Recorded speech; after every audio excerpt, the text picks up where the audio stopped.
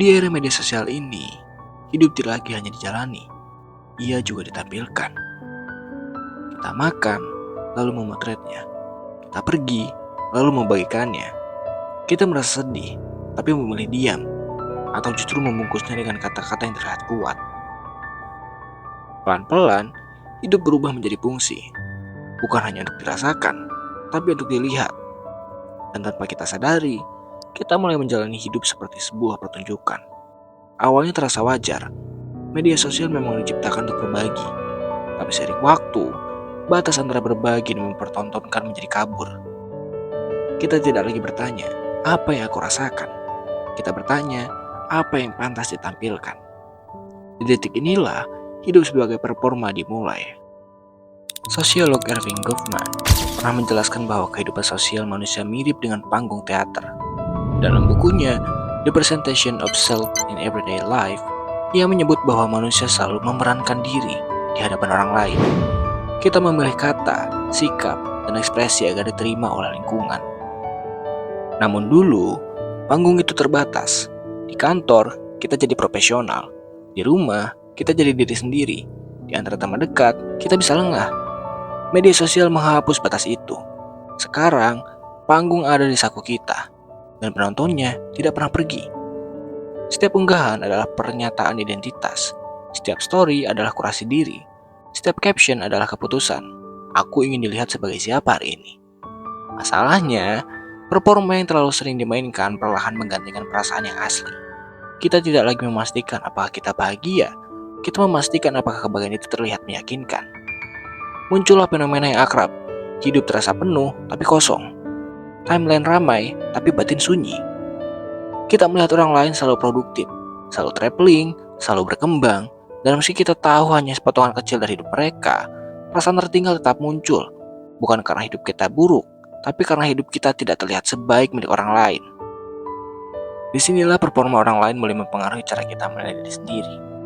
Filsuf Jean Baudrillard menyebut kondisi ini sebagai simulakra, ketika representasi menjadi lebih nyata daripada realitas itu sendiri.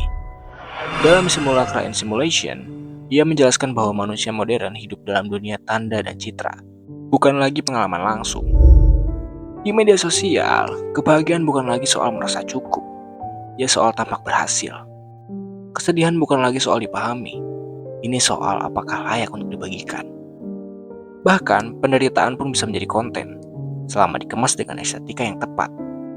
Tanpa sadar, kita belajar mengedit diri, menyembunyikan bagian yang dianggap tidak menjual, memoles luka agar terlihat kuat, mengubah proses menjadi hasil yang instan. Dan ketika hidup terus-menerus ditampilkan sebagai performa, muncul kelelahan yang sulit dijelaskan. Bukan lelah karena fisik, tapi lelah dalam menjaga citra. Kita takut terlihat gagal, takut tidak konsisten dengan persona yang sudah dibangun, takut jujur, karena kejujuran juga bisa merusak narasi. Ironisnya, semakin kita ingin terlihat autentik, semakin kita harus merencanakannya. Bahkan, keaslian pun bisa dipentaskan. Di titik ini, kita perlu bertanya, untuk siapa sebenarnya performa ini? Apakah untuk terhubung atau untuk diakui? Karena ada perbedaan besar antara berbagi pengalaman dan mencari validasi. Yang pertama memperkuat relasi, yang kedua perlahan menggerus harga diri, karena nilainya selalu ditentukan dari luar. Psikologi menyebut ini sebagai external validation, ketika rasa berharga kita bergantung pada respon orang lain. Kita menjadi rapuh, satu unggahan yang sepi bisa terasa seperti penolakan personal, satu komentar negatif bisa merusak hari. Padahal, hidup tidak pernah dirancang untuk dinilai setiap detik. Dalam kehidupan nyata, banyak momen yang tidak fotogenik, proses belajar yang membosankan, kegagalan yang memalukan, hari-hari biasa yang sunyi, tapi justru di sanalah manusia tumbuh. Sayangnya, media sosial jarang memberi ruang untuk yang biasa. Ia merayakan puncak, bukan proses. Akibatnya, kita mulai merasa bersalah ketika hidup terasa datar. Seolah-olah hidup yang tidak menarik untuk ditampilkan adalah hidup yang gagal.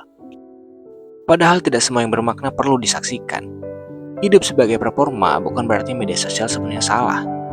Masalahnya bukan pada platform, tapi pada hubungan kita dengannya.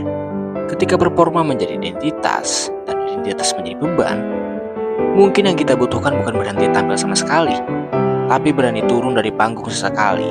mengizinkan diri hidup tanpa dokumentasi, merasakan tanpa memikirkan sudut kamera, menjalani hari tanpa kebutuhan untuk membuktikan apapun. Karena hidup yang paling jujur sering terjadi saat tidak ada yang melihat. Dan mungkin di era di mana semua orang sibuk tampil, keberanian terbesar adalah tetap menjadi manusia, tanpa filter, tanpa peran, dan tanpa tepuk tangan.